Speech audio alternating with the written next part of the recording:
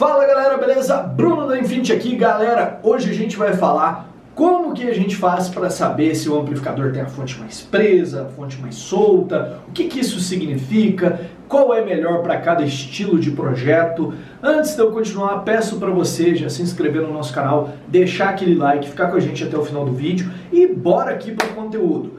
Gente, poucos dias atrás, antes de iniciar ali o quadro das tretas, eu troquei o meu Sound Digital SD12000 pelo Vulcan 8000. Além da questão da impedância, eu destaquei que eu prefiro para os testes daqui o Vulcan em virtude dele ter a fonte solta. O que é a fonte solta? Fonte solta nada mais é do que a possibilidade dele com menos carga do que a máxima, ou seja, o que seria a carga máxima? Vejam, quanto mais baixa a impedância, mais alta é a carga para o amplificador, ok? Só para a gente aqui deixar o raciocínio claro. Então ele, em 4 ohms, ele está com a carga mais baixa, ok? Do que se ele estivesse com 2 ohms. 2 ohms, ele é mais requisitado. Ou seja, 2 ohms de associação resulta em uma carga maior para o amplificador. Certo? Compreendemos esse raciocínio? Então tá bom.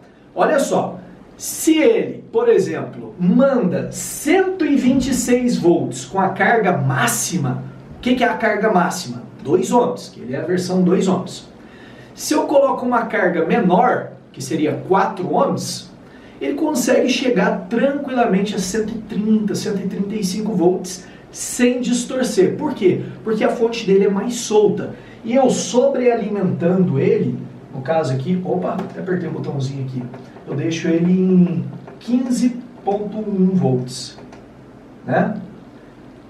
Eu sobrealimentando, eu consigo fazer com que ele chegue até lá uns 142, 143 volts de saída sem distorcer. Isso é o fato da fonte solta. Claro que todo amplificador, até mesmo com a fonte presa, se eu sobrealimentar ele, ele vai fornecer mais tensão na saída, mas não de maneira tão espontânea como um que tem a fonte mais solta, ok? Então compreendemos isso, sabemos agora que um amplificador com fonte mais solta, ele vai ser melhor para falantes de grave e grave de ataque. Por quê? Porque a caixa, vamos ver aqui no quadro, vou desenhar aqui para vocês mais ou menos a curva de impedância de uma caixa dutada. Como que ela se comporta? Essa aqui é a sintonia da caixa, ok? Então, vamos supor aqui que essa caixa aqui esteja sintonizada em 48 Hz. Uma caixa boa aqui para estilos mistos.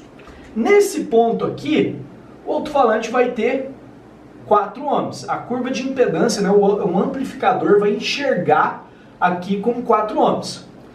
Mas aqui continua sendo o range útil da caixa, certo? Que você não vai cortar o high pass em 40 e o low pass em 50. Você vai cortar aqui numa caixa sintonizada em 48, o high pass, né? Que seria onde começa aqui o corte da caixa, por volta de 45 Hz, certo?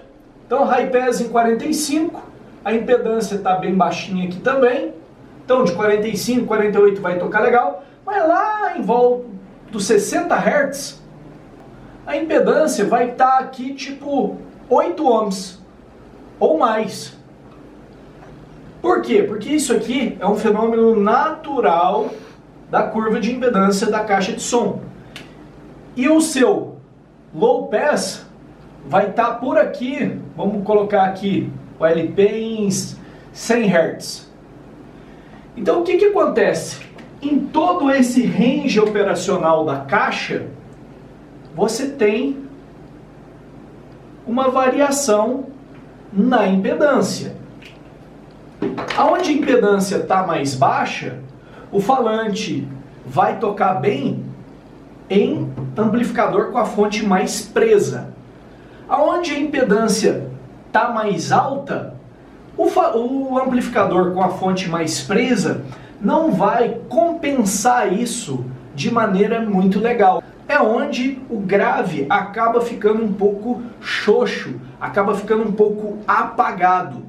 O amplificador de fonte mais solta, por sua vez, tem condições de compensar isso, fazendo com que a tensão de saída dele suba proporcionalmente ao alívio da carga. Lembrem que eu expliquei, quando a impedância está mais alta, a carga está mais baixa. Então, se nesse ponto aqui a impedância está 8 ohms, um exemplo, você está com um alívio. E o amplificador com a fonte solta consegue suprir, consegue compensar esse alívio. Então, esse exemplo aqui, ó, é de um woofer, ok? Ou de um alto-falante de gravão, ok? Grave ali de 15, 18 polegadas. Todos esses vão se comportar dessa forma. Eles vão ter aqui picos bem significativos na curva de impedância. Vejam bem, isso aqui não é curva de resposta, tá, gente? Isso aqui é curva de impedância. Agora, os subs, eles têm uma característica um pouco diferente. A curva de impedância deles, ela é menos acentuada. Tem algumas variações, mas vamos imaginar aqui que nesse sub aqui seja, por exemplo, 4 ohms, certo? E aqui ele vai para 6 ohms, ao invés de ir para 8. Nos picos dentro da resposta aqui e dentro da curva de impedância operacional da caixa. Então vamos colocar aqui que operacional seria aqui antes da sintonia até bem depois da sintonia, beleza. Em todo esse range, o sub costuma ter a curva de impedância, mesmo instalado na caixa, né, o conjunto sub mais caixa, costuma ter a curva de impedância mais linear. Ou seja, com a fonte presa, não tem dificuldade para realizar essa compensação mínima aqui que ocorre no alto-falante para subgrave propriamente dito, ou aquele alto-falante para hair trick propriamente dito. Então, eu recomendo para quem quer uma proposta de subgrave ou daquele grave mais aveludado com alto-falante apropriado para essa proposta, de fato, o amplificador com a fonte mais presa, que seria, por exemplo, o Sound Digital, igual eu utilizava, ele é mais interessante. Mas para quem quer utilizar para o woofer, gravão, som para fora, a fonte solta é mais indicado, em virtude disso que eu acabei de explicar no vídeo. Agora, cita alguns amplificadores que têm a fonte solta. Taramps, tá? A linha, tanto MD, até a linha HD também tem a fonte solta. O Stetson.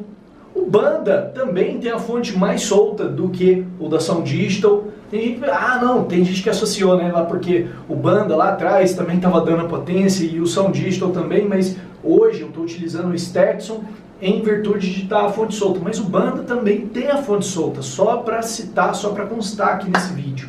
Bom, eu vou ser sincero, não testei esses amplificadores regionais, Soundmax, Powers, a fundo, para poder afirmar com clareza se tem a fonte mais solta, mais presa.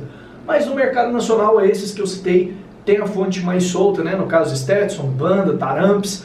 Isso se traduz numa especificidade para esse tipo de grave, mais indicado para isso.